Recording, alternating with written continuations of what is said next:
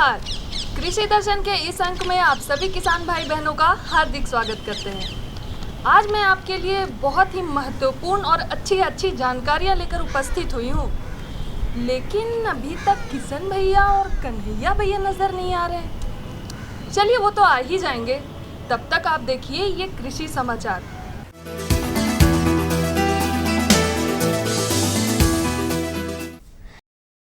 नमस्कार, कृषि समाचार में आपका स्वागत है। मैं हूं अनुश्री। आइए देखते हैं आज कृषि समाचार में क्या है खास। सुगर उत्पादन इकाई की स्थापना के लिए मिलता है 50% अनुदान।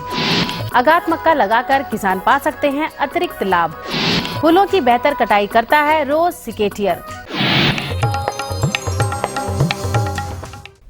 राज्य में सुकर पालन व्यवसाय को और सुदृढ़ करने के उद्देश्य से पशुपालन विभाग झारखंड की एक योजना के अंतर्गत योग्य पशुपालकों का चयन कर सुकर प्रजनन इकाई स्थापना के लिए पशुपालकों को उन्नत नस्ल के सुकर 50% अनुदान पर दिए जाते हैं। योग्य पशुपालक इस योजना से लाभ लेकर सुकर पालन व्यवसाय आरंभ कर सकते हैं। राज्य के बहुत से किसान पशुपालन कर भी अपनी आजीविका चलाते हैं। सुकर पालन व्यवसाय शुरू करने के इच्छुक ग्रामीण भाइयों के लिए पशुपालन विभाग झारखंड चुने गए पशुपालकों को सुकर प्रजनन की एक इकाई, जिनमें टीएनडी नस्ल के 2 नर सुकर और 4 मादा सुकर होंगे, 50% अनुदान पर देने की योजना चला रही है। यह अनुदान क्लस्टर के माध्यम से लाभुकों को दिया जाता है। किसान भाइयों, किसी भी अनाज या सब्जी, फल, फूलों की आगात पैदावार लेकर हम अच्छा लाभ प्राप्त कर सकते हैं। आज हमारे कृषि विशेषज्ञ आपको आगात मक्का लगाने की सलाह दे रहे हैं। आइए जानते हैं कि आगात मक्का लगाने के लिए कौन कौन से कृषि कार्य करें और कैसे करें। किसान भाइयों, आपको सलाह दी जाती है कि जो आगात किस्म के मक्का की खेती करना चाह रहे हैं वो किसान भाई इस सप्ताह के अंत तक मक्का के खेत की ज़मीन की तैयारी कर लें और उसकी बुआई कर लें। बीज दर को कम रखें, 25 किलो प्रति हेक्टेयर की दर से रखें। और अगर आप हाइब्रिड ले रहे हैं तो ये दर जो है बहुत ही कम हो जाता है। ये आपका 5 केजी प्रति हेक्टेयर की दर से बीज दर का प्रयोग करें। वर्तमान समय में राज्य के किसान अपने टाण खेतों में दलहनी फसलों की बुआई कर सकते हैं, जिनमें प्रमुख रूप से अरहर, उड़द और मूंग लगा सकते हैं। यदि आप मूंग की फसल लगाना चाहते हैं तो बेहतर उपज के लिए कौन कौन से प्रभेदों का चयन करें, बता रहे हमारे कृषि विशेषज्ञ। पूसा विशाल और SML 668 ये नाम है मूंग के उन्नत प्रभेदों के। मूंग के ये दोनों प्रभेद रोग अवरोधी होने के साथ साथ गर्मी में भी बुआई योग्य होती हैं। टाण जमीन में मूंग की खेती करना अच्छा होता है। प्रति हेक्टेयर 30 किलोग्राम की दर से इन प्रभेदों के बीजों की बुआई कर और आवश्यक कृषि कार्यों को करके 12 से 15 क्विंटल तक उपज प्राप्त कर सकते हैं। किसान भाइयों, दलहनी फसलें अभी लगाई जा सकती हैं। टाण में ऊपरी जमीन में जो फसलों के नाम हैं वो राहड़ हो सकते हैं, उड़द, मूंग हो सकते हैं। मूंग की बात करें तो पूसा विशाल या SML 668 SML 668 आप चुन करके अविलंब लगा सकते हैं। धान फसल में लगने वाले कीटों में बकिया कीट और तना छेदक कीट इस समय प्रमुख रूप से लगते हैं, जो फसल को काफी नुकसान पहुंचाते हैं। इन कीटों के प्रकोप के लक्षण क्या हैं और कैसे उनका नियंत्रण करें, बता रहे हमारे कृषि विशेषज्ञ। बकिया जो कीट है, नियंत्रण करने के लिए जो है इन दवाइयों का इस्तेमाल कर सकते हैं, जो है क्विनोल फॉस या क्लोरपायरीफॉस 1 लीटर प्रति हेक्टेयर के दर से जो है। इसके साथ ही कुछ दानेदार कीटनाशक भी हैं, जैसे फोरेट 10G, इसका 10 kg प्रति हेक्टेयर के दर से। कार्बोफ्यूरॉन 3G, इसका जो है 20 से 25 kg प्रति हेक्टेयर के दर से आप छिड़काव करके बकिया पे नियंत्रण पा सकते हैं।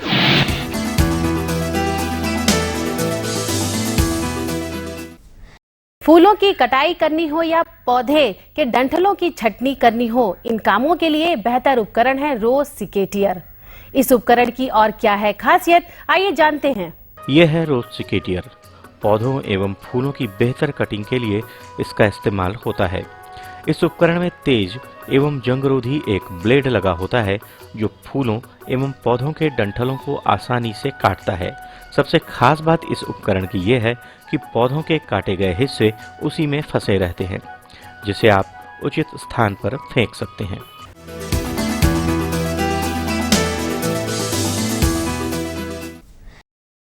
कृषि समाचार में अब बारी है सफल किसान से मिलने की। तो आइए चलते हैं एक सफल किसान से और जानते हैं कि कृषि जगत में इन्होंने सफलता कैसे पाई। ये लहलहाती हरियाली इस बात की गवाह है कि इसके लगाने वाले किसान ने कितने मनोयोग और कितनी मेहनत से इस फसल को लगाया होगा।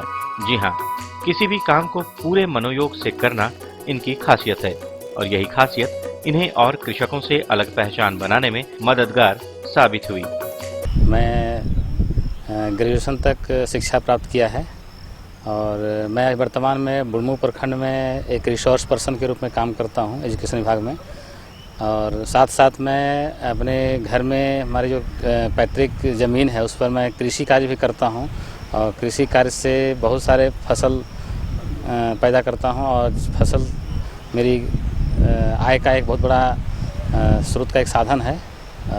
और हमारे यहाँ जितने भी अनाज पैदा होते हैं जिससे कि मुझे खरीदना नहीं पड़ता है बाहर से, और कुछ फसल ऐसे भी तैयार करते हैं जिससे के माध्यम से हम एक्स्ट्रा अगर हो जाता है तो उसको बाज़ार में जाके बेच देते हैं और उससे कुछ आर्थिक सहयोग भी हमें प्राप्त हो जाता है उससे।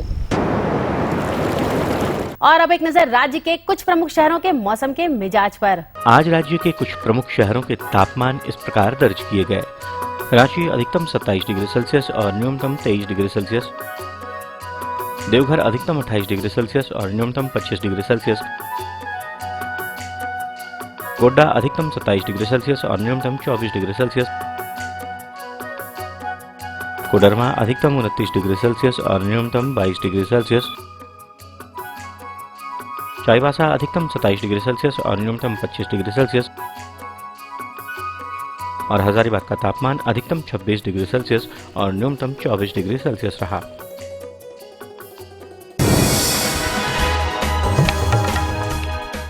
और अब मंडी भाव में आइए नजर डालते हैं अनाजों के भाव पर। आज राज्य की खाद्यान्न मंडियों में अनाजों के भाव पिछले कुछ दिनों से चले आ रहे भावों पर ही स्थिर रही।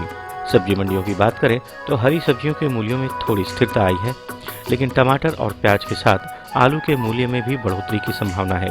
आइए आज भी के कुछ प्रमुख अनाजों के भावों पर नजर डालते हैं। चावल मोटा न्यूनतम 1400 रुपए से लेकर अधिकतम 2100 रुपए। चावल मध्यम न्यूनतम 2200 रुपए से लेकर अधिकतम 2600 रुपए। गेहूं न्यूनतम 1500 रुपए से लेकर अधिकतम 1800 रुपए। दाल अरहर न्यूनतम 7100 रुपए से लेकर अधिकतम 8900 रुपए। दाल मसूर न्यूनतम 5400 रुपए से लेकर अधिकतम 6200 रुपए। दाल चना न्यूनतम 3800 रुपए से लेकर अधिकतम 4900 रुपए। सरसों तेल न्यूनतम 8300 रुपए से लेकर अधिकतम 9500 रुपए। आलू न्यूनतम 700 रुपए से लेकर अधिकतम 1000 रुपए। और प्याज न्यूनतम 2800 रुपए से लेकर अधिकतम 3500 रुपए प्रति क्विंटल रहा। कृषि समाचार में आज इतना ही। अगले दिन अगले अंक में फिर मुलाकात होगी कुछ ताजा तरीन खबरों के साथ। तब तक के लिए दीजिए इजाजत। नमस्कार, जोहार।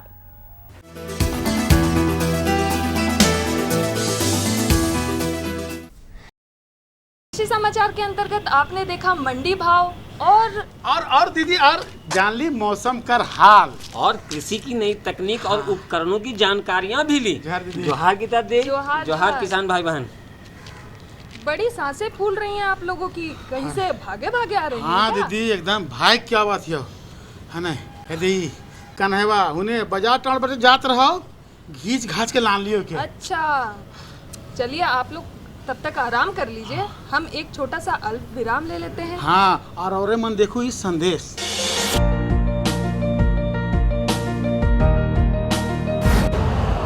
यूरिया का स्वदेशी उत्पादन 70 लाख टन बढ़ाने के लिए 6 उर्वरक संयंत्रों का उद्धार किया जा रहा है। FCIL के गोरखपुर, सिंदरी, तलचर और रामागुंडम संयंत्र, HFCL की बरौनी इकाई और BVFCL की नामरू फोर्थ। सोने पर सुहागा ये है कि देश में अब बनेगा सिर्फ नीम लेपित यूरिया, क्योंकि इससे होगा किसानों का फायदा ही फायदा। अनाज का उत्पादन 10% तक बढ़ेगा बढ़ेगी 10 से 15% नाइट्रोजन क्षमता।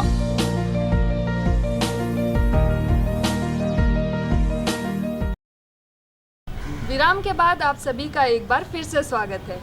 हाँ, तो किशन भैया, कन्हैया भैया, ये बताइए आप लोगों को देरी कहाँ पर हुई? अरे दीदी बता लियो नहीं कि हम हावत रही होने से नहीं तो देख लियो कि बाजार टड़ में एकदम कूदत जात हो। अरे रुक आके घींच के ला लियो यहाँ। कहाँ जात रहे रे? अब का बताए किशन दा, अब गीता दी, अब हमारी मेहरारू एकदम जहर के पुड़िया है। अब ओकरे फरमाइश पूरा करने के लिए हम बाजार ताड़ मशरूम खरीदने के लिए जा रहे थे। अच्छा, ठीक है, आप जाइए मशरूम लाने। आज तो वैसे हम किसान भाई बहनों को कुछ खास बताने वाले थे। दीदी का खास का है दीदी? वो है मशरूम की उन्नत खेती के बारे में। मशरूम की उन्नत खेती दीदी? वो भी सालों भर उन्नत खेती के बारे में। वो भी सालों भर दीदी? बस तो जा हम जानकारी ले। हाँ, आप तो जा रहे थे। नहीं, अब हम कहीं नहीं जाएंगे दीदी, अब इस जानकारी तो हमको भी लेना है ना। तो चलिए इसकी विस्तार से जानकारी के लिए चलते हैं अपने विशेषज्ञ डॉक्टर कंचन माला के पास, जिनसे बातचीत कर रहे हैं हमारे सहयोगी भानु घोष। झारखंड अलग अलग सब्जी उत्पादन में एक महत्वपूर्ण स्थान रखता है, जिसमें हरी सब्जियां अत्यधिक पैमाने पर उत्पादित की जाती और दूसरे शहरों में निर्यात की जाती है। अगर हम मशरूम की बात करें तो इसकी भी खेती बड़े पैमाने पर किसान अलग अलग जलवायु के अनुसार कम लागत में ज़्यादा से ज़्यादा मुनाफा कमाकर कर सकते हैं। आमतौर पर मशरूम एक प्रकार का फफूंद होता है जो खाने योग्य होता है, जिसे हम खुखड़ी, खुम्भी, फफूंद, गोबर छत्ता इत्यादि के नाम से भी जानते हैं। पूरे भारत में मशरूम की 20 से ज़्यादा प्रजाति की खेती होती है, जिसमें आमतौर पर 12 से 13 प्रजातियों की खेती से अच्छा उत्पादन प्राप्त होता है। इस फफूंद की खेती हम सालों भर अलग अलग प्रजाति का जानकारी रखकर उत्पादन कर सकते हैं। मशरूम की 3 किस्में अत्यधिक प्रचलित हैं, जो झारखंड के परिवेश में अनुकूल है, जिसके खेती में कम समय लगता है और उत्पादन भी हमें जल्द मिल जाता है। किस्मों में प्रमुख हैं ऑयस्टर, बटन और दूधिया मशरूम। ऑयस्टर मशरूम, जिसे डिंगरी मशरूम भी कहते हैं, इसकी आमतौर पर रबी के मौसम में खेती करना फ़ायदेमंद रहता है।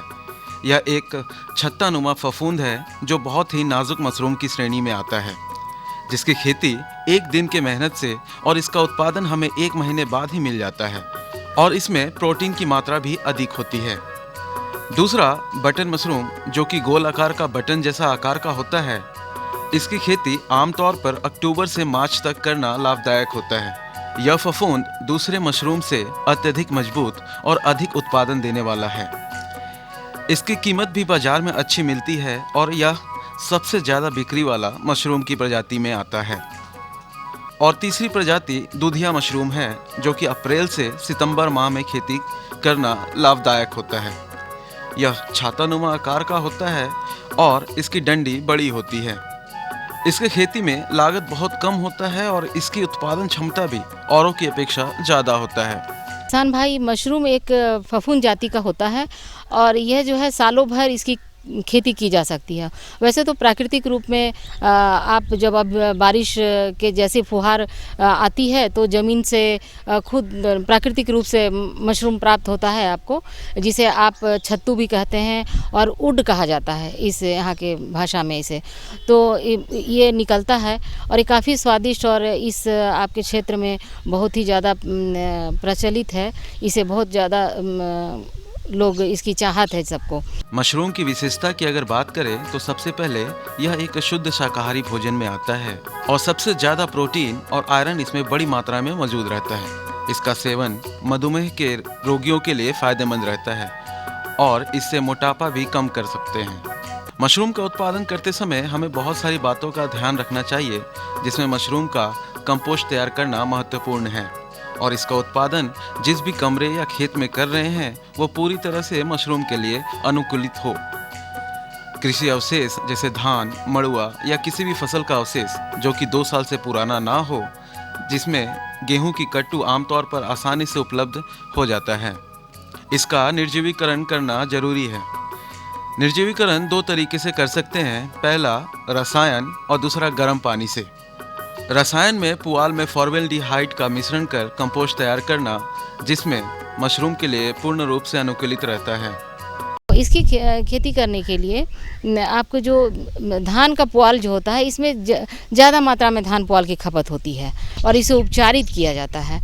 उपचारित करने के लिए आप जानते हैं जैसा कि फॉर्मलिन और वेबस्टीन का प्रयोग करके इसे उपचारित किया जाता है। रात भर पानी में भिगोया जाता है इसको, और इसके बाद वहाँ से निकालने के बाद जब पानी की मात्रा इसमें से निकल जाए तब इसमें बिजाई की जाती है। मशरूम में ज़्यादा नमी की मात्रा होने की वजह से इसमें रोग तथा कीटों का प्रकोप भी लगता है। रोगों में मशरूम का फफूंद नीला, हरा, काला हो जाता है। ऐसी स्थिति में किसान फॉर्मेलिन या वेबस्टीन का घोल का प्रयोग कर सकते हैं तथा जाड़े में ऑयस्टर मशरूम में मोती कीड़ा तनों में लग जाता है। इससे बचाव के लिए किसान रासायनिक दवा फॉर्मेलिन का उपयोग कर सकते हैं। इसके अलावा जिस कमरे में मशरूम का उत्पादन किया जा रहा है उस कमरे की समय समय पर सफाई करते रहना चाहिए। सिंचाई के लिए पानी की मात्रा का कम उपयोग करना चाहिए। इन्हीं सब वैज्ञानिक विधि अपनाकर हम सालों भर मशरूम का उत्पादन कर मुनाफा कमा सकते हैं। इसमें एक भिन्न भिन्न प्रजातियों में भिन्न भिन्न तरह के बीमारी एवं कीट का प्रकोप होता है। जैसे ये गर्मी के दिनों में जो है कभी कभी इसमें जो है फफूंद जो है दूसरा लग जाता है, जैसे कि माने हरा और नीला काला जैसा हो जाए तो उस स्थान को जो है वहाँ से निकाल के हटा देना चाहिए और वहाँ फॉर्मलिन का और वेबस्टीन के घोल का सेवन कर देना चाहिए, लगा देना चाहिए वहाँ पर। और ऐसे जैसे कि जाड़े के दिन में जो ऑयस्टर मशरूम की खेती की जाती है तो उसमें भी कभी कभी जो है इस तरह का कीड़े का प्रकोप मिलता है। जैसे मोती कीड़ा एक होता है जो कि उसके तना के अंदर घुस जाता है और उसके बढ़वार को रोक देता है। तो इस समय में भी जो है यहाँ पर फॉर्मलिन का प्रयोग करना चाहिए किसान भाई को। और जो मशरूम का जो कमरा है जहाँ पर वो उगाते हैं उसकी साफ़ सफाई बहुत अच्छे ढंग से करनी चाहिए। और अगर बाहर में गंदगी हो तो ब्लीचिंग पाउडर का भी प्रयोग करना चाहिए। सप्ताह में एक बार ज़रूर से फॉर्मलिन और वेबस्टीन के पानी से कमरे को धुलवाना चाहिए। और जो रैक है जिसका प्रयोग कर रहे हैं उसको बार बार बिना सफाई के प्रयोग ना करें, साफ़ सुथरा करने के बाद ही उसका प्रयोग करना चाहिए किसान भाइयों। कैसी लगी ये जानकारी आप लोगों को? दीदी अब तो हमारी मेहरारू हमसे तो कभी नाराजे नहीं होगी। अब सालों भर उन्नत मशरूम खिलाएंगे उसको। बिल्कुल, अपने खेत से ही मशरूम खिलाएंगे आप। हाँ दीदी, अब तो बाजार ताड़ कूदने फागने का जरूरत नहीं रहेगा। कहे कर मतलब हो कि मशरूम कर खेती तो कर भी। हाँ दादा, काहे आप नहीं कीजिएगा का? अरे कन्हा, कोई काम किसान भाई बहन मिलना छोड़ दे, सब काम तुम्हें कर भी। तिमन का करवा थी हैं? तो चलिए अभी एक और अल्प विराम का समय हो चला है। हाँ, और रौरे मन देखो इस संदेश।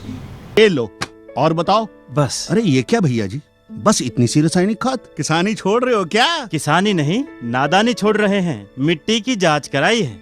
अब तो लाला जी जितनी जरूरत है उतने ही उर्वरक खेत में डालेंगे। हाँ, किसान भाई आज ही अपने जिले की नजदीकी भूमि परीक्षण प्रयोगशाला में मिट्टी की जांच जरूर करवाएं और मिट्टी में पोषक तत्व, नमी व पौधे के विकास को देखते हुए केवल जरूरत के अनुसार ही पोषक तत्व डालें। और हाँ, मिट्टी में गंधक, जस्ता, बोरोन जैसे सूक्ष्म पोषक तत्वों का पता लगाना भी न भूलें। उर्वरक और जैविक खाद के सही उपयोग से भूमि का उपजाऊपन बनाए रखें, उत्पादकता बढ़ाएं, खर्चा घटाएं और बहुमूल्य विदेशी मुद्रा बचाने में भी सहयोग दें। और हाँ, धीमी गति से नाइट्रोजन उपलब्ध कराने वाले उर्वरकों जैसे नीम लेपित यूरिया को प्राथमिकता दें और यूरिया का पत्तों पर छिड़काव करें। अरे वाह, तू तो सचमुच समझदार हो गया रे। अधिक जानकारी के लिए संपर्क करें जिला कृषि अधिकारी या किसान कॉल सेंटर। विराम के बाद आप सभी का एक बार फिर से स्वागत है। हाँ, तो किसान भैया, कन्हैया भैया, श्री विधि द्वारा धान उत्पादन के लिए बिचड़ा तैयार करने की विधि आपको पता है? अरे हमके कैसे देखा थी, जानकारी नहीं हो तो दीदी तने देख। मतलब आपको पता है? नहीं तो आप भी देखिए दीदी तने। अच्छा दीदी, मेरे को बात पूछे चाहती हो। देख, एखन तो सब धान कर खेती लगाए थे, बिल्कुल समयो पार हो गया, लेकिन बहुत किसान भाई बहन ऐसा है एखन नहीं लगा है धान, तो समय तो पिछुआ गया। बिल्कुल सही। अब उनके साथे साथे काम कर ले, धान लगा ले, कौन बुद्धि करे, का करे से कर ले कोनो। हाँ हाँ बिल्कुल। और किसी ने अगर धान लगाया भी होगा तो वो हो सकता है कि बर्बाद हो गया हो, उन्हें उस विधि के बारे में ना पता हो। एकदम सही कहली रहो। सही बात बोली दीदी। और अगर समय बीत भी गया किशन दा, लेकिन तो बहुत किसान भाई ऐसे हैं जिनको अगर ये जानकारी नहीं है, वो ये जानकारी पाकर आने वाले समय में तो इसका उपयोग कर सकते हैं ना। बहुत बढ़िया, बहुत बढ़िया। हाँ। तो जानकारी तो चाहिए ना दीदी। बिल्कुल सही। तो चलिए आपकी जानकारी और किसान भाई बहनों की जानकारियों के लिए हम लिए चलते हैं अपने विशेषज्ञ डॉक्टर प्रमोद कुमार के पास, जिनसे बातचीत कर रहे हैं हमारे सहयोगी भानु घोष। किसान भाइयों नमस्कार। कृषि दर्शन के इस कार्यक्रम में आपका स्वागत है। किसान भाइयों, कृषि दर्शन की टीम आज कृषि विज्ञान केंद्र जगन्नाथपुर पश्चिम सिंहभूम आई हुई है, जहां आज हम आपके लिए विषय लेकर आए हैं कि श्री विधि के द्वारा अगर आप खेती करते हैं तो उसके लिए धान उत्पादन के लिए बिचड़ा तैयार करना है तो किस प्रकार करेंगे। और इस विषय पर जानकारी देने के लिए आज हमारे साथ हैं यहीं के कार्यक्रम समन्वयक डॉक्टर प्रमोद कुमार। आइए इनका स्वागत करते हैं। डॉक्टर साहब, आपका हमारे इस कार्यक्रम में स्वागत है। धन्यवाद भानु जी, और सभी किसान भाइयों को कृषि विज्ञान केंद्र की ओर से और मेरी ओर से जोहार। डॉक्टर साहब, जैसा कि आज का विषय हमने लिया है कि धान श्री विधि के द्वारा धान अगर उत्पादन करना है तो उसका बिचड़ा कैसे तैयार करेंगे, कैसे उस पर अधिक से अधिक लाभ लेंगे। तो आप सबसे पहले आप हमारे किसान भाइयों को बताएं कि किस प्रकार की प्रक्रिया वो अपनाएंगे ताकि उनको अधिक से अधिक मुनाफा मिल सके। किसान भाइयों, श्री विधि से अगर धान के खेती करना चाहते हैं, उत्पादन करना चाहते हैं, तो सबसे पहले इसका नर्सरी जो है उसका अच्छा से तैयारी करें, नर्सरी प्रबंधन करें। तो सबसे पहले नर्सरी बनाने के लिए हम लोग जगह का चुनाव करते हैं। ऐसा जगह चुनना चाहिए कि जिससे कि आपको आपका धान रोपने में सहूलियत हो। तो इसके लिए जिस खेत में आप धान की रोपाई करना चाहते हैं तो उसके बीच में हो या फिर किनारे हो तो सबसे उपयुक्त होता है, आपको आसानी होगी उससे उठा करके ले जाने में, रोपाई करने में। अब बात आती है कि जो किसान हमारे बेड तैयार करेंगे तो उसकी साइज क्या होगी, उसकी आकार क्या होगी, इसके बारे में भी आप हमारे किसान भाइयों को बताएं। हाँ, किसान भाइयों, जो SRI से जो धान की खेती करेंगे तो उसके लिए नर्सरी का जो आकार होगा वो 1 मीटर चौड़ा और 1 एकड़ के लिए 40 मीटर लंबा, यानी 40 वर्ग मीटर जो है वो आपका उतने साइज का नर्सरी बेड तैयार करना होगा।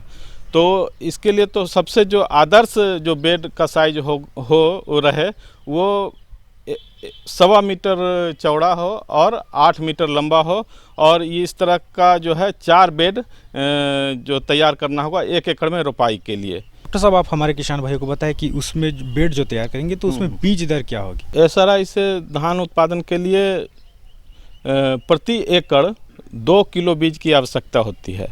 तो इसके लिए जो है एक बेड में एक प्रति वर्ग मीटर जो है हम लोग 25 ग्राम अंकुरित बीज को इसमें समान रूप से, बराबर रूप से उसमें डालते हैं। तो जो 4 बेड हुआ 1.25 मीटर चौड़ा और 8 मीटर लंबा, उसमें प्रति बेड में आप आधा किलो जो अंकुरित बीज है उसको, उपचारित बीज को हम लोग उसमें समान रूप से बिखरा करके डालेंगे। डॉक्टर साहब, आप हमारे किसान भाई को बताएं कि बेड तैयार करते समय किन किन सावधानियों का या किन किन बातों का ध्यान रखें। बेड जब बनाएंगे हम लोग तो वो 4 लेयर का होगा। तो सबसे नीचे लेयर में जो है 1 इंच मोटा सड़ा हुआ गोबर खाद या फिर वर्मी कंपोस्ट का 1 लेयर देंगे।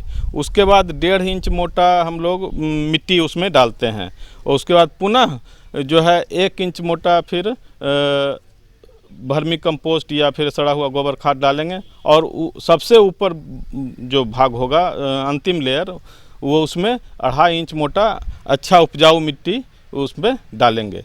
और जो बीज डालने के पहले हम लोग बीज को पहले 12 घंटा पानी में फुला लेते हैं। फुलाने के बाद जब जो भी जो है खखरी या फिर खराब बीज जो है वो ऊपर छला जाता है तो उसको हम लोग निकाल के बाहर फेंक देंगे। चारित बीज को हम लोग जो है जूट के भींगे हुए बोरे में रख करके 24 घंटा छोड़ देंगे। जब इसका अंकुरन हो जाए तब हम लोग इसको बेड पर समान रूप से फैला देते हैं, और इस तरह से फैलाते हैं कि 2 बीज आपस में नहीं सटे। इससे जो है वो पौधा जो है वो स्वस्थ बन जाता है। इसके बाद हम लोग जो बेड को है बेड पे बिखरे हुए बीज पर हम लोग पुआल से उसका मल्चिंग कर देते हैं। मल्चिंग के बाद आवश्यकता अनुसार अगर ज़्यादा गर्मी या धूप है तो सुबह शाम झरना से हम लोग इसको पानी पटाते हैं। मल्चिंग का एक उद्देश्य है कि ये जो बीज है वो सीधा जो धूप से बचे, उसमें डायरेक्ट सनलाइट ना लगे और चिड़ियाँ या फिर अन्य कारण से उसका जो है बीज का नुकसान ना हो। डॉक्टर साहब, आप हमारे किसान भाइयों को बताएं कि श्री विधि के द्वारा अगर हम धान उत्पादन के लिए बिचड़ा तैयार करते हैं तो वो कितने दिनों में तैयार हो जाते हैं ताकि उन्हें हम अपने खेतों में ले जाकर लगा सकें? श्री विधि से धान की खेती में जो है बिचड़ा जो है 8 से 12 दिन का हो तो उसे उपयुक्त माना जाता है। कम दिन का बिचड़ा होने के कारण उसमें जो है कल्ला निकलने का क्षमता ज़्यादा होता है, स्वस्थ ज़्यादा रहता है। लेकिन कुछ जगहों पर जो है 14-15 दिन का भी बिचड़ा श्री विधि में इस्तेमाल किया जाता है। डॉक्टर साहब, आप हमारे किसान भाइयों को बताएं कि श्री विधि के द्वारा जो बिचड़े धान उत्पादन के लिए वो तैयार करते हैं तो उसको खेतों में किस प्रकार ले जाएंगे और कैसे लगाएंगे ताकि अधिक से अधिक मुनाफा मिल सके? जो श्री विधि से धान की खेती करेंगे तो उसमें कुछ सावधानियां हैं। जैसे आपको एक पौधा ही एक जगह लगाना है, वो 25 सेंटीमीटर कतार से कतार और पौधा से पौधा की दूरी होना चाहिए उसमें। और पौधे को नर्सरी बेड से इस तरह से उठाएं कि जो जड़ में जो है मिट्टी वो सटा रहे, उससे अलग ना हो पाए। इससे है कि वो जो एस्टेब्लिश होता है वो बहुत जल्दी हो जाता है और आपका इसमें पानी की जो है कम आवश्यकता होती है। बीच बीच में इसको सुखाया भी जाता है। और इसमें एक चीज़ और महत्वपूर्ण है कि कोनो वीडर जो है 15 दिन के रोपा से 15 दिन के बाद वो 10 दिन के अंतराल पर 2 से 3 बार चलाना चाहिए। डॉक्टर साहब, आप हमारे कार्यक्रम में और इतनी अच्छी जानकारी दी इसके लिए आपका बहुत बहुत धन्यवाद। धन्यवाद आपको भी और सभी किसान भाइयों को जोहार। तो जानकारी तो अच्छी लगी ना आप लोगों को? जानकारी तो एक नंबर, जानकारी बहुत जरूरी है किसान भाई बहन। हाँ दीदी, और ये अगले आने वाले साल में भी ये जानकारी बहुत काम आएगी। एकदम जरूर जरूर जरूर। ये जानकारी पा करके दीदी हमारे किसान भाई जरूर लाभान्वित होंगे। हाँ। तो अब समय हो चला है विदा लेने का। अखिल दीदी, विदा ले पहले हम किसान भाई बहन के बोल देबा। देखो, खेती बाड़ी किसी तरह का कोई दिक्कत रौरे मन के आवत है कृषि संबंधी तो रौरे मन चिट्ठी लिख सकीला है ने, ओकर पता तो कन्हैया बतावे घरी। अरे किशन दा, पता तो बताएंगे ही हम। लेकिन इनसे सादर अनुरोध है हमारा कि ये कार्यक्रम आप देखते रहिए, जानकारी पाते रहिए और लाभ उठाते रहिए। तो किसान भाई बहनों, अब हमारा पता लिखने का समय आ गया है, तो हमारा पता लिखिए। कार्यक्रम कृषि दर्शन, कृषि प्रकोष्ठ द्वारा केंद्र निदेशक, दूरदर्शन केंद्र रातू रोड, रांची। और हमारी पिन संख्या है 834001। हाँ, तो किसान भाई बहनों, अगले सप्ताह ठीक इसी दिन इसी समय हम लोग नई नई जानकारियों के साथ आपके समक्ष उपस्थित होंगे। तब तक के लिए हमारी गीता दी, हमारे किशन दा और इस प्यारा कन्हैया को इजाज़त दीजिए। जोहार।